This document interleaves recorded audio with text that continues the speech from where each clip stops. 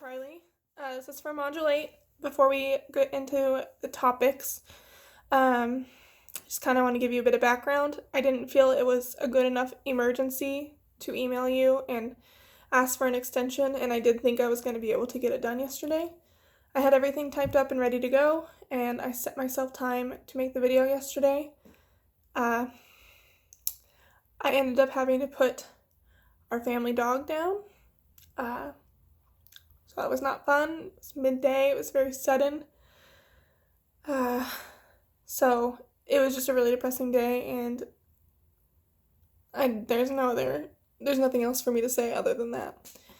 But I just wanted to give you a bit of a background as to why it is a day late, and I'm hoping that you do accept it. If not, I totally understand, and that's my fault. I should have done it earlier in the week. Anyways, I'll get right into it. This is for Module 8.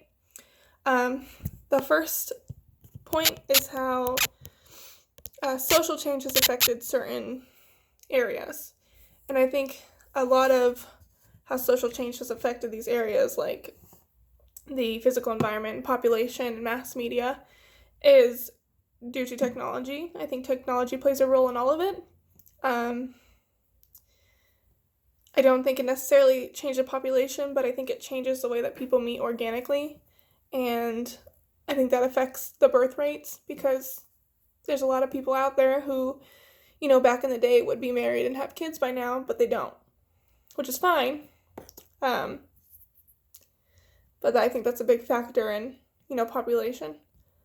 Also, technology impacts the environment, I think, because of the lack of awareness with the environment around them. Again, everyone's so glued to their phones and social media, they don't even realize the world and the problems around them until they read about it on social media or someone tells them something, which comes to the next part with mass media and diffusion.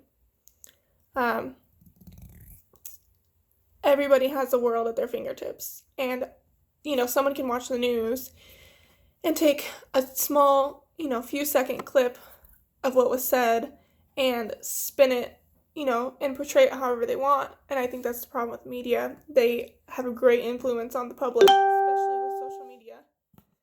And I think it's easy to, get people to believe your views based off of a 30-second clip of a video of a speech that might have been taken completely out of context. Topics, it can get so distorted and people spin it to what they want to influence people to believe.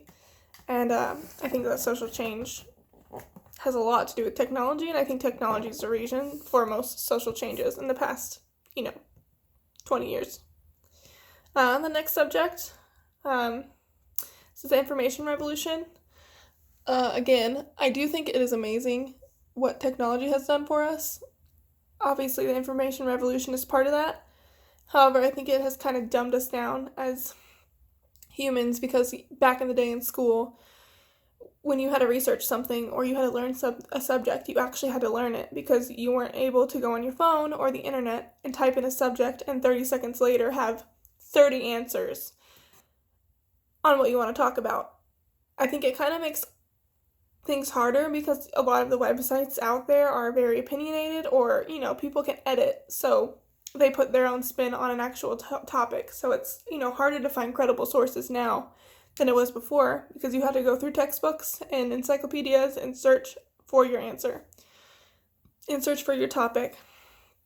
However, I think the information revolution has impacted basic human needs and curiosities. I mean, you can order groceries and get it sent to your phone now or your home. Medical offices, like the one I work in, have an EMR program where everybody's chart is electronic. Everything you do is electronic other than procedures, and it's all kept right there in an online patient portal. Sorry, light. And it's amazing what the things that can do, and I think that, accumulation of data gives a certain power to people, and I think it's really helped bigger companies. And it's helped a lot of, tech industries and people come up with all these amazing advances. I mean, you can look at the Dyson hairdryer that they came out with. It's nuts. I don't even know how people think of that, but it's all thanks to the information revolution. But I think it has kind of, it's helped with school in ways that you don't really need as many textbooks. You can get PDFs, textbooks online, so you really don't have to buy books and, have all that paper around, and it's a lot less space. But in elementary school, the kids have iPads and laptop carts in the classrooms. And when they need to look something up for a school project, they don't even have to use a dictionary. They don't have to use an encyclopedia. They don't have to go to the library and search because they have everything they need. And they're taught to rely on this and rely on calculators and everything else, to where when they need to recall that information, it's harder because they didn't even have to dig for it. It was given to them in 30 seconds. The next topic is the modernization theory. I think that the modernization theory maintains that there is a traditional element of society that prevents development and the relationship to the developed world. In order for the nation to change, society has to change with it, including social norms and culture. The changes are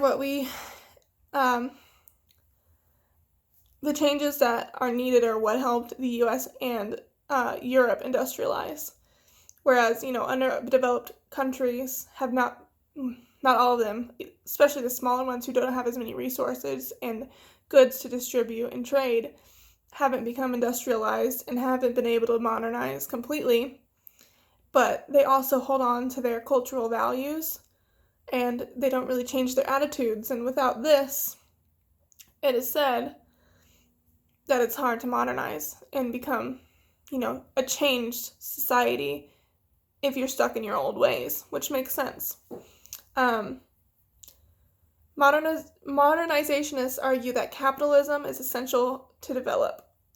Capitalism has allowed entrepreneurs, investors, and those who advance technology to benefit from their discoveries. That's a quote I read and I found somewhere, and I totally agree with it. Capitalism has a lot to do with how, the industrialization of the U.S. and Europe have come about and how it works. And how businesses and countries trade. I mean, countries are basically a big business, and if you're a smaller country with no resources and you're not, talking to any of the other countries or leaders, it's kind of like you're not putting your country out there as a business. And I think that more undeveloped countries are starting to realize this and getting a little bit more change in culture and attitude and values and norms, that they're closer to modernization than they were before, and that they're taking after the U.S. and Europe and other countries that they've seen these things work for.